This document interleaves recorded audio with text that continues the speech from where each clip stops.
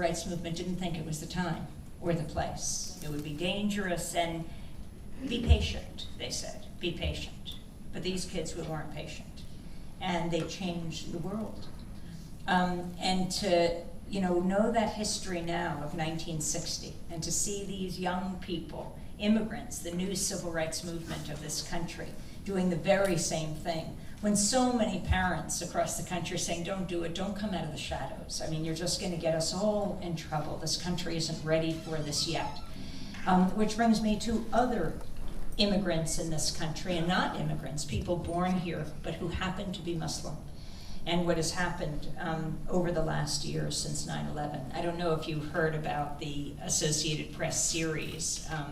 They won the Pulitzer Prize this year for their series exposing the New York Police Department for spying on Muslims throughout the East Coast, and it may well have been beyond. We've had them on Democracy Now!, the reporters, and also the targets. We had a young Muslim City College student in New York come on. His parents said, do not go on television or the radio. And he said, I already see from the documents that AP got under the Freedom of Information Act that I have been named. So I think my best protection is actually to speak out publicly. And so we had him on, and he talked about, and he saw it in the documents from the New York Police Department, he and his friends had gone on a weekend camping trip, and the provocateur, the infiltrator, was the one who drove them to the camping trip. He had become a part of their group, an intimate part of their group. So it's also a big personal betrayal when this kind of thing happens. And he said, but they were, he said they wrote us up and they talked about how we were so extreme that we prayed 4 times a day.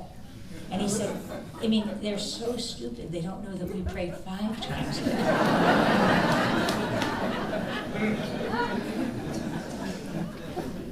But this is of grave concern. The surveillance, the level of militarization of the police in this country since 9/11. I mean, local police departments have gotten billions of dollars, tanks, LRAD sound machines that make you throw up, that, this high-pitched sound. We saw them brought out in Tampa. They didn't use them, but they brought them out. And these opportunities, these events like the conventions, provide the excuse to further militarize the police. Now we have the Posse Comitatus Act in the United States, which I think most people agree with, the idea that we don't allow soldiers to march through the streets of the United States. But the way the authorities are getting around this is by militarizing the police. And it is very frightening. It's very painful for many people when you're at the target end. We've certainly seen it with the Occupy movement in this country. I mean, unprecedented number of arrests that we've ever seen in this country. On the Brooklyn Bridge, after Occupy Wall Street started, 700 people, among them many reporters, are just kettled. They were surrounded by the police suddenly when they thought the police were leading them onto the bridge. And then when they got there, they were just surrounded and all arrested en masse. This is also of grave concern to us as New Yorkers, because we have to pay when the lawsuits, one by one, are won by the people who are wrongfully arrested. That's just one aspect of it. We pay in a much dearer way. When the conventions were being announced, in the last few weeks, do you remember hearing that they fear that anarchists will use IEDs in the streets of Tampa? If you're sane and you have kids, you'd say, you're not going there, right? Or you're a young person and you start to think, well, maybe it's not that important. I don't want to, I want to give my life for my country, but I don't know if I want to do it right now and that way, get blown up. And so that justifies the level of militarization. And you don't have to just take it from me. Norm Stamper, Dennis was talking about the Battle of Seattle, 1999, which became a model for all of this. He was the police chief, Norm Stamper. And this is when indie media really rose in a way, just blossomed, when indiemedia.org was getting more hits than CNN.com, because CNN.com was parroting the line of Chief Stamper, who was saying, no, we're not using rubber bullets, we're not using this pepper spray and pepper gas, but we were just picking them up by the handfuls. 90% of life is just showing up. You just take pictures of them. And people understood where the authentic media really was. But now, Norm Stamper says, it was the greatest mistake of his life.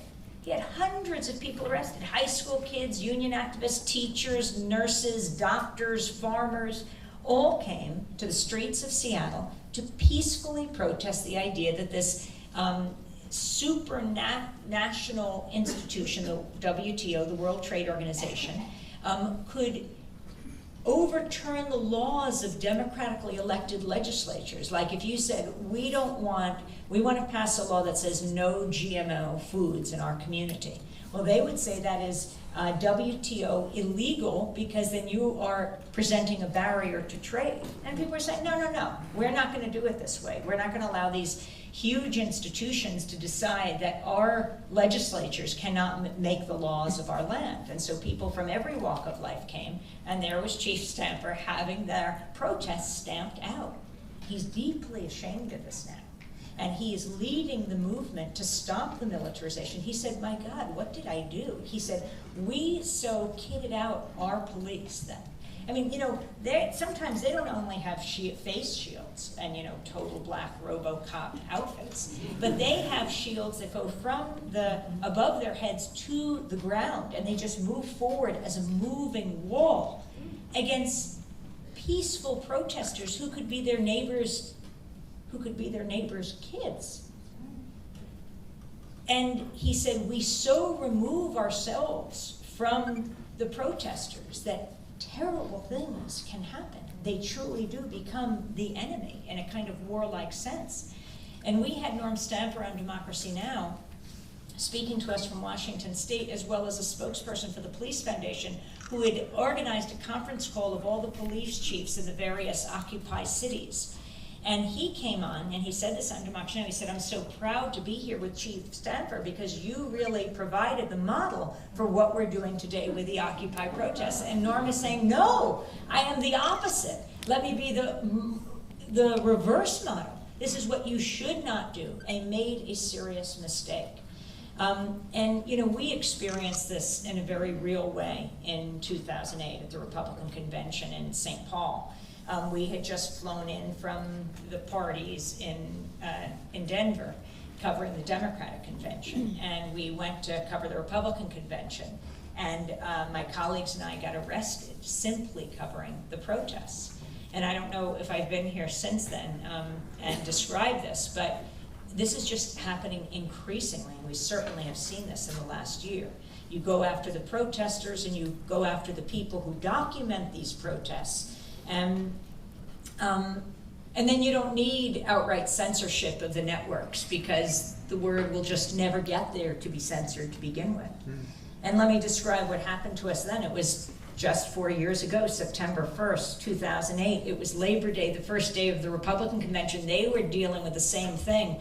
They were dealing with a hurricane that could hit Katrina, that could hit New Orleans that day. And the Republicans didn't want to be partying when people were drowning or dealing with this kind of pain. So they're having all these weather conferences and summits, and we were going off to them in St. Paul.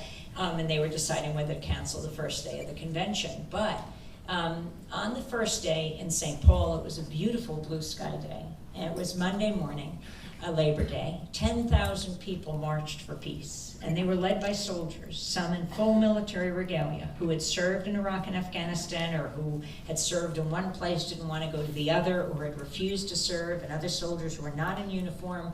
It's a big untold story that must be told, the level of resistance in the military today. So often it is the case that people who have been on the front lines are the ones who are most opposed to what is happening because they see reality on the ground. And so there were thousands of civilians as well, and they marched from St. Paul City Hall to the Excel Center in St. Paul. And we were covering the protest, talking to people, why are you out here? It was hardly a risky situation. And then I went to the convention floor to interview